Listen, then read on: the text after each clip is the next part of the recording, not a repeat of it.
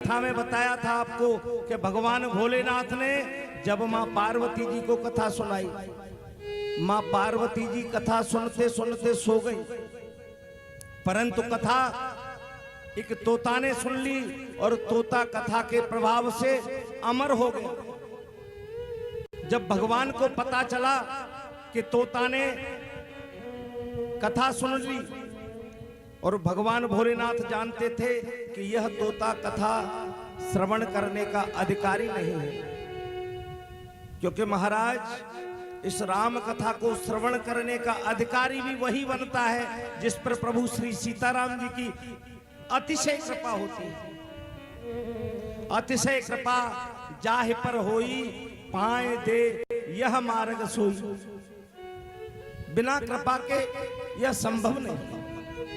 परंतु जब भोलेनाथ को पता चला कि बिना अधिकारी हुए इस तोते ने कथा सुन ली, भगवान को क्रोध आ गया और भगवान भोलेनाथ ने उस तोते को मारने के लिए अपना त्रिशूल उसके पीछे छोड़ दिया।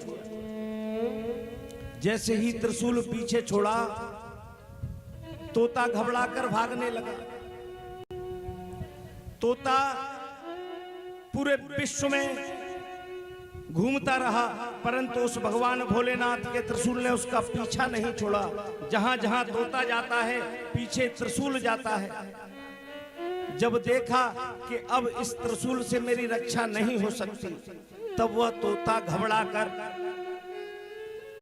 दोस्तों, यूं गर्मा गर्म चाय पीने से ना आपकी लाइफ की प्रॉब्लम सॉल्व नहीं होगी, आपकी सैलरी ग्रोथ नहीं होगी। अगर आप सच में कि अब इस त्रिशूल से मेरी रक्षा नहीं हो सकती, तब वह तोता घबराकर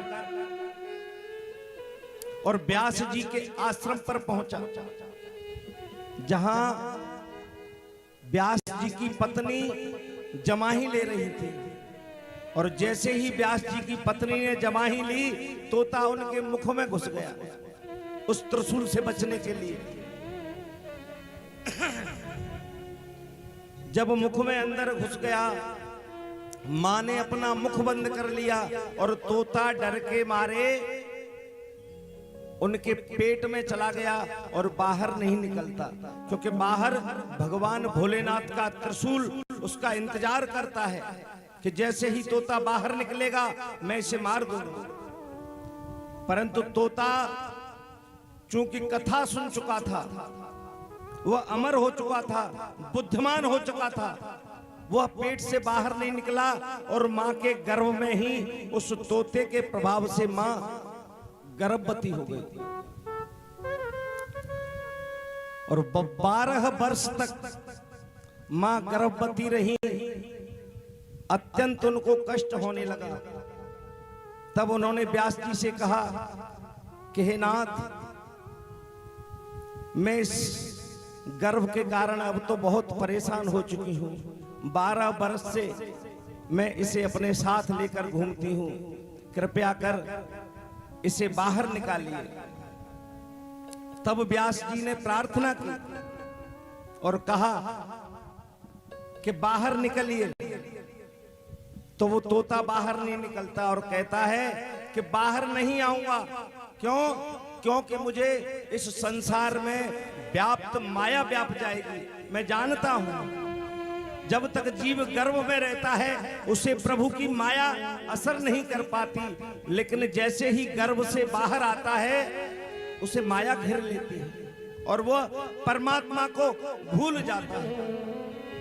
वहां वचन देकर आता है कि प्रभु मैं बाहर जाकर आपका भजन करूंगा, आपका कीर्तन करूंगा, परंतु माया के प्रभाव से बाहर आकर सब कुछ भूल जाता है।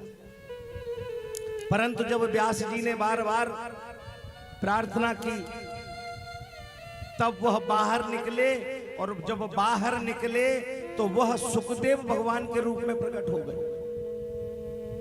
यहां से सुखदेव जी का जन्म हुआ, जिन्होंने महाराज परीक्षित को श्रीमद् भागवत कथा सुनाई।